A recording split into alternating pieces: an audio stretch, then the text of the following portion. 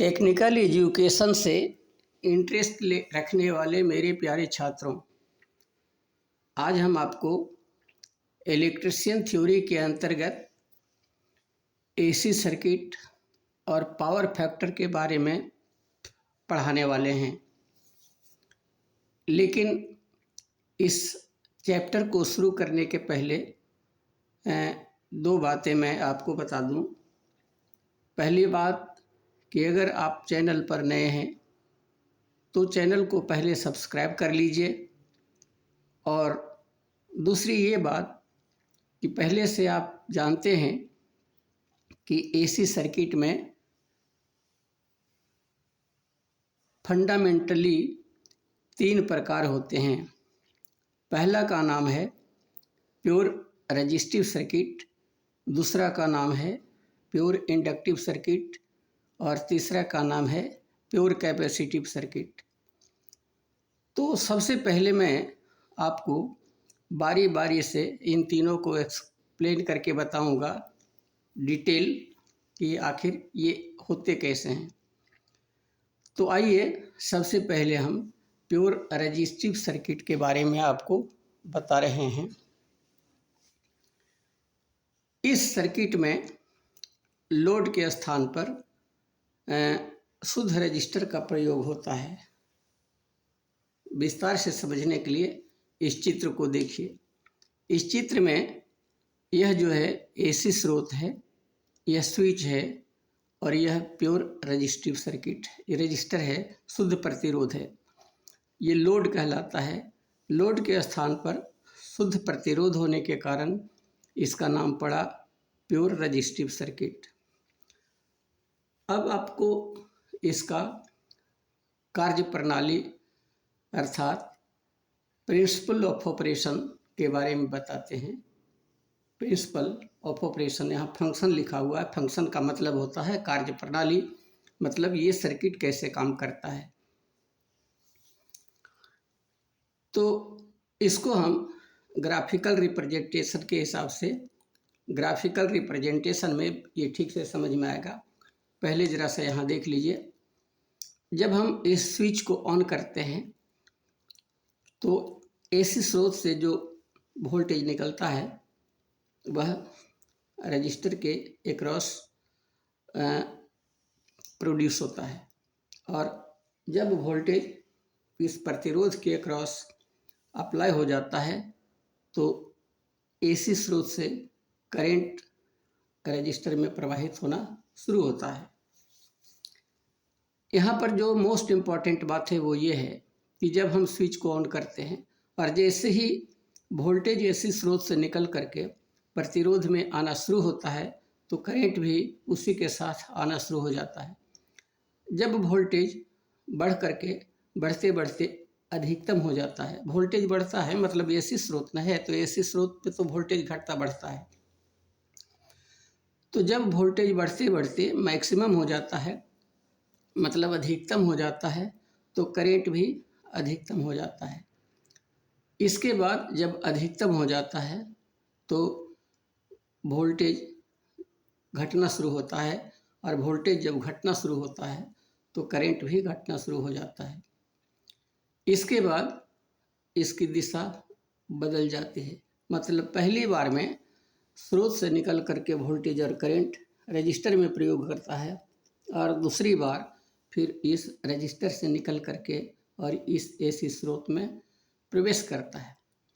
तो ये जो वोल्टेज के वेरिएशन का जो तरीका है उसको आप ग्राफिकल रिप्रेजेंटेशन में आप अच्छी तरह से समझ सकते हैं। ये देखिए, यहाँ पर 2 ग्राफ है। एक ग्राफ इसका नाम है वोल्टेज लाइन और इसका अंदर वाला का नाम है करंट लाइन। यहाँ आप देख सकते हैं कि शुरुआती दौर में इस पॉइंट को देखिए, यहाँ पर करंट और वोल्टेज का मान 0 है, मतलब इस स्विच को ऑफ कंडीशन में रखा गया है, ऑन नहीं किया गया है। लेकिन जैसे ही इसको ऑन किया गया तो यहाँ आप देख सकते हैं ग्राफ में कि वोल्टेज भी बढ़ना शुरू हो रहा है और करंट भी बढ़ना शुरू हो रहा है। और इस पॉइंट को आप लीजिए तो आप देखेंगे कि वोल्टेज और करंट अधिकतम मान पर पहुंच गया है, और जब अधिकतम मान पर पहुंच गया तो फिर दोनों घटना शुरू हो जाता है, और घटते घटते ये दोनों फिर शून्य पर, जीरो वैल्यू पर आ जाता है। तो जैसा कि मैंने अभी थोड़ी देर पहले कहा था कि जब अधिकतम मान पर आता है तो इसकी दिशा बदल जाती है, मतलब लोड से निकल करके स्रोत में प्रवेश करना शुरू करता है। वही चीज़ यहाँ दिखाया गया है कि ये देखिए, पहले इधर की ओर जा रहा था ग्राफ, अब नीचे की ओर आ रहा है। नीचे की ओर ग्राफ आ रहा है, इसका मतलब है कि करेंट लोड से निकल करके स्रोत की तरफ जा रहा है। तो ये जब अधिकतम होता है वोल्टेज कर्व, तो करेंट भी अधिकतम है, और उसके बाद अधिकतम पर पहुंचने के बाद ये धीरे धीरे फिर घटने लगता है, तो करेंट भी घटता है। कहने का मतलब है कि इसमें प्योर रेजिस्टिव सर्किट में वोल्टेज और करंट दोनों साथ साथ बढ़ते हैं और घटते हैं, अर्थात दोनों एक दूसरे के साथ कदम मिला करके चलते हैं। तो इस प्रकार हम कह सकते हैं कि वोल्टेज और करंट दोनों एक ही रेखा पर होते हैं, दोनों के बीच में कोई एंगल नहीं होता है। अगर हम इसको वेक्टोरियल रिप्रेजेंटेशन को ज़रा सा गौर से देखें तो देखिए, यहाँ पर दो वेक्टर्स हैं, मतलब दो स्ट्रेट लाइन हैं। एक का नाम है वोल्टेज लाइन और दूसरे का नाम है करंट लाइन। तो इसको देखने से पता चल रहा है कि दोनों एक्स अक्ष के समानांतर हैं, मतलब दोनों लाइनों के बीच में कोई एंगल नहीं है। इसको हम थ्योरेटिकली कह सकते हैं कि इस सर्किट में वोल्टेज और करंट एक ही रेखा पर होते हैं, जैसा कि यहाँ वेक्टोरियल रिप्रेजेंटेशन में दिखाया जा रहा है। मतलब दोनों के बीच का कोण शून्य अर्थात 0 डिग्री होता है। पहले से आप जानते हैं कि पावर फैक्टर बराबर VI cos फाई। अब यहाँ पर चूँकि एंगल का मान 0 है, इसलिए cos फाई का मान 0 डिग्री यहाँ वैल्यू पुटअप किया गया है। P बराबर VI cos फाई। अब ट्रिग्नोमेट्री के हिसाब से आपको पता होगा कि cos 0 का मान 1 होता है, इसलिए यहाँ पर आया P बराबर VI इंटू 1। VI में जब 1 से मल्टीप्लाई कर देंगे तो हो जाएगा P बराबर VI। इस प्रकार हम देखते हैं कि शुद्ध प्रतिरोधी सर्किट में PF का मान VI के बराबर होता है, और इसका अधिकतम मान है यह। तो ये हुआ आपका प्योर रेजिस्टिव सर्किट। अब हम आगे देखते हैं प्योर इंडक्टिव सर्किट। तो इसके बारे में आप इस सर्किट को ज़रा सा गौर से देखिए। यहाँ आप समझ सकते हैं कि यह AC सोर्स है, यह स्विच है, और प्योर इंडक्टेंस है। इंडक्टर बोलिए या इंडक्टेंस बोलिए। यहाँ पर इम्पोर्टेंट बात यह है कि लोड के स्थान पर शुद्ध इंडक्टर का प्रयोग होता है। यही चीज़ यहाँ लिखा हुआ है। इस सर्किट में लोड के रूप में प्योर इंडक्टर का प्रयोग होता है। अब हम इसका फंक्शन बताते हैं, ये काम कैसे करता है ये सर्किट। तो जब हम स्विच को ऑन करते हैं तो AC स्रोत से वोल्टेज निकल करके इंडक्टर के अक्रॉस अप्लाई होता है, लेकिन जब इसमें वोल्टेज आता है और करंट इसमें प्रवाहित होने की कोशिश करता है तो इसमें बैक EMF उत्पन्न होता है।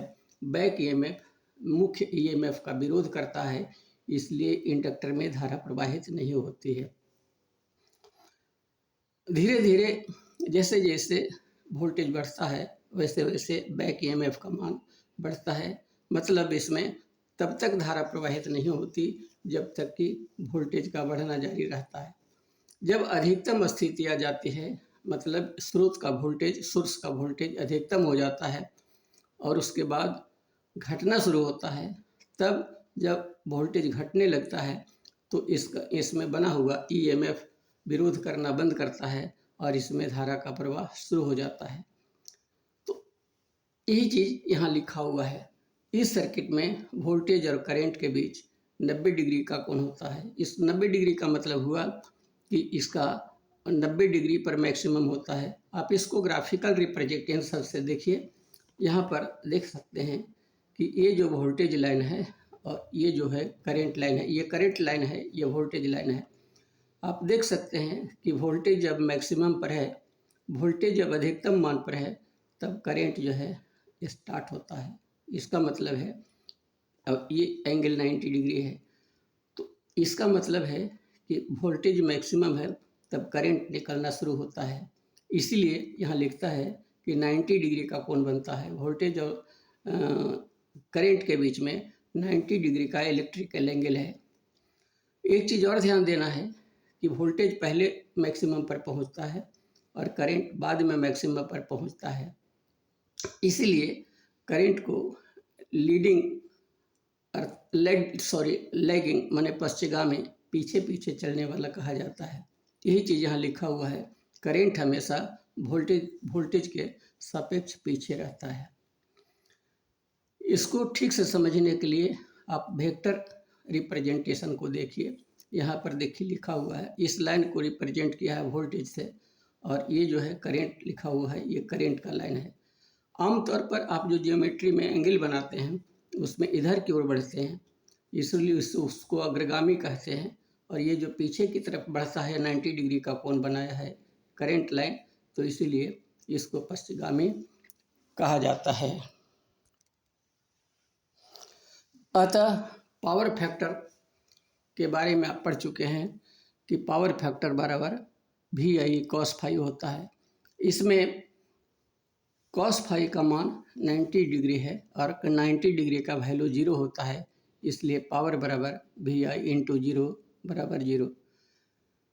मतलब कहने का मतलब है कि पावर इसमें 0 होता है। यहाँ लिखा है, इस प्रकार हम देखते हैं कि शुद्ध इंडक्टिव सर्किट में PF का मान 0 होता है, जबकि पहले आपने देखा कि प्योर रेजिस्टिव सर्किट में पावर का मान 1 होता है। 1 का मतलब मैक्सिमम और इसमें 0 का मतलब न्यूनतम, नो नॉट नथिंग। तो दोनों के बारे में आपने देखा। अब हम आइए आपको पढ़ाते हैं प्योर कैपेसिटिव सर्किट के बारे में। आप इस चित्र को देखिए, यहाँ पर पूर्व की तरह ये AC सोर्स है, ये स्विच है और यह प्योर कैपेसिटर है। तो यहाँ पर आप कह सकते हैं कि कैपेसिटिव सर्किट उस सर्किट को कहते हैं जहाँ पर लोड के स्थान पर प्योर कैपेसिटर का प्रयोग होता है। यही चीज़ यहाँ लिखा हुआ है, इस सर्किट में लोड के रूप में शुद्ध कैपेसिटर का प्रयोग होता है। अब हम इसको, ये काम कैसे करता है सर्किट, इसे हम समझाने की कोशिश करते हैं। यहाँ पर वोल्टेज जब स्विच को हम ऑन करते हैं तो इतना इसमें विरोध कम होता है कैपेसिटिव सर्किट में कि बिना वोल्टेज अप्लाई किए करंट का मान तेजी से इसमें बढ़ता है। मतलब वोल्टेज के दिए बगैर, बिना वोल्टेज को दिए बगैर बहुत तेज करंट बढ़ता है। तो इसलिए इसमें करंट आगे चला और जब करंट फुल हो जाता है, फुल रूप ये कैपेसिटर पूरी तरह से चार्ज हो जाता है करंट से, तब जो है इसको आगे और भेजने के लिए वोल्टेज देना पड़ता है। मतलब पहले करंट अब वोल्टेज बाद में इसमें अप्लाई होता है। इस चीज़ को ठीक से समझने के लिए आप ग्राफिकल रिप्रेजेंटेशन को देख सकते हैं। ये है आपका ग्राफिकल रिप्रेजेंटेशन। इसमें आप देख रहे हैं कि पहले ये करंट लाइन है। जब करंट लाइन मैक्सिमम पर पहुंचता है, अधिकतम मान पर, मतलब फुल्ली ये कैपेसिटर चार्ज हो जाता है, तब जो है इसमें वोल्टेज अब लगना शुरू होता है। मतलब इसमें पूरा जब चार्ज हो गया तो अपने मन से करंट नहीं आता है, तब उसको और भेजने के लिए वोल्टेज अप्लाई करना होता है। तो मतलब याद रखने का बात है कि ये जो है पहले करंट इसमें फ्लो किया, उसके बाद जब फुली चार्ज हो गया, मैक्सिमम पर पहुंच गया, तब उसको आगे वोल्टेज दिया जाता है। यही चीज़ यहाँ लिखा हुआ है। इस सर्किट में वोल्टेज और करंट के बीच का कोण 90 डिग्री होता है। यहाँ 90 डिग्री है। इसको आप ठीक से वेक्टोरियल रिप्रेजेंटेशन में देख सकते हैं। ये जो है आपका वोल्टेज ये जो है करंट लाइन है, करंट आगे आ गया है, चूँकि ये करंट पहले फ्लो किया था तो करंट आगे है और ये वोल्टेज 90 डिग्री पीछे है। ये 90 डिग्री का कोण है, इसीलिए यहाँ लिखा हुआ है इस सर्किट में वोल्टेज और करंट के बीच का कोण 90 डिग्री होता है। इसमें एक चीज़ और देखने का है कि करंट के सापेक्ष हमेशा करंट हमेशा वोल्टेज के सापेक्ष आगे रहता है, इसलिए पावर फैक्टर बराबर VI cos फाई। इसमें cos फाई का मान 90 डिग्री होता है, इसीलिए यहाँ पर लिखा है 90 डिग्री, और चूँकि 90 डिग्री cos 90 डिग्री का वैल्यू 0 होता है, इसलिए यहाँ पर हो गया VI इंटू 0 बराबर 0। मतलब प्योर कैपेसिटिव सर्किट में भी पावर का मान 0 होता है। इस प्रकार हम देखते हैं कि प्योर कैपेसिटिव सर्किट में PF का मान 0 होता है। अब जो याद रखने की बात है वो ये है कि वास्तव में कोई भी सर्किट प्योर इंडक्टिव सर्किट या प्योर कैपेसिटिव सर्किट नहीं हो सकता। जैसे अभी तक जो हम पढ़ते आ रहे हैं कि सर्किट 3 प्रकार का होता है, प्योर रेजिस्टिव, प्योर इंडक्टिव और प्योर कैपेसिटिव। तो ये पढ़ने के लिए था, लेकिन सच्चाई ये है कि कोई भी ऐसी सर्किट प्योर इंडक्टिव सर्किट या प्योर कैपेसिटिव सर्किट नहीं हो सकता। इसका कारण यह है कि प्रत्येक इंडक्टर या कुंडली जिस तार से बनी हुई होती है उस तार में कुछ न कुछ प्रतिरोध अवश्य होता है। इसी प्रकार प्रत्येक कैपेसिटर या संधारित्र जिस प्लेट से बनती है उस प्लेट के मेटल का कुछ न कुछ प्रतिरोध होता है। तो मुझे उम्मीद है कि ये तीनों तरह के जो सर्किट हैं उसे आप अच्छी तरह से समझ गए हैं। अगर नहीं समझे हैं तो कमेंट के माध्यम से आप इसे पूछिए, हम आपके दोस्त हैं। आपको गाइडलाइन देना, समझाना मेरा फर्ज बनता है। धन्यवाद, नमस्कार। हम ईश्वर से प्रार्थना करते हैं कि आपका घर परिवार खुशियों से भरा रहे। थैंक्स।